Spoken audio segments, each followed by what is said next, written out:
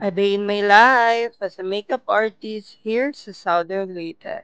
Hi mga Vebs! Another makeup bracket for today. Kay lagi na si nagpabook na to for graduation. So going ta karon sa ilang boarding house mga Veb diri sa Sugod, Southern Leyte. Super nangadlaw na sa bidiring dapita mga Veb no. Kay lagi ang ilang call time is 8 p.m. Mag-congratulate ra ko nila mga Veb sila special day. Kay grabe ra ba jud katagang challenges before ka mo graduate. Pag-abot pa jud na mo sa ilang boarding house mga Veb is nag-set up na tayo pud bidiring dapita. Bitaw mga Veb 4 packs na ni home make-upan for today. So medyo not feeling well jud tayo ganing dapita mga Veb ug napagaw jud ko kasi sunod-sunod ang mga racket nila. Naana jud na mga Veb no basta naning kamot taw mangita tag kwarta. Natural na laman jud na mga Veb no especially kay ang panahon karon kay mo init din mo kalitrag uwan. Somatic na jud na mga Vebs no. By the way mga Veb mo dito itong mga client karon. Nagatong tirada silang mga makeup is mga very light and natural effect ra nga ta. Dili ra sa tamag over application ng mga makeup mga Veb para dili ra heavy and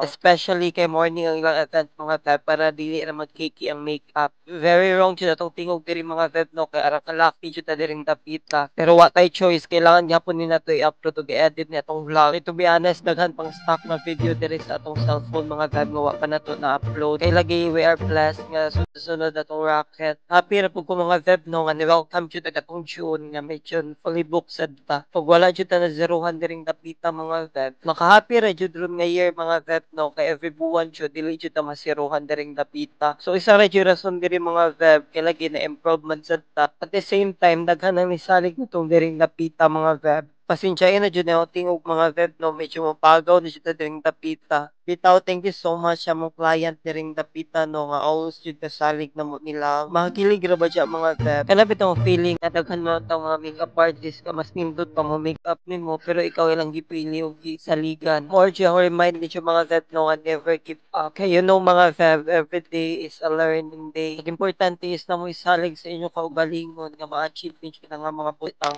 Anyways, sa mga viewers na to dira mga Veb, don't forget to like, follow, and share this video mga Veb. Comment down below na lamang po mga Veb kung asan ni nakaabot ni atong vlog. Kay para sad ma-shoutout mo na ako sa akong next content mga Veb. Anyway, diring dapita is nag-pack up na mi kay mga ito na po mi sa among next location mga Veb. Ag-event po nila mga Veb is graduation pero after nun naglang schedule mga Veb. And this is the before and after makeup look sa atong client pagka-afternoon mga Veb. Yes, I know mga Veb, nagwapa na jud kayo ni atong client mo na itong gibuhat siyang makeup is fresh ra. Ana ra jud nagtirada sa siyang makeup mga Veb no din gikulot ra nila wag siyang hair mga Veb. Diba super pretty jud ni atong mga client diring dapita. And while the hair sila is nag-start na pugog makeup ining usa na ko ka client. Siya ato ra pong buhaton na tong signature diri nga makeup which is the fresh makeup look nila ang tirada mga Veb. Bitaw mga Veb, comment down below og ganahan ra ba mo silang makeup ug mao ra to buy mo oy.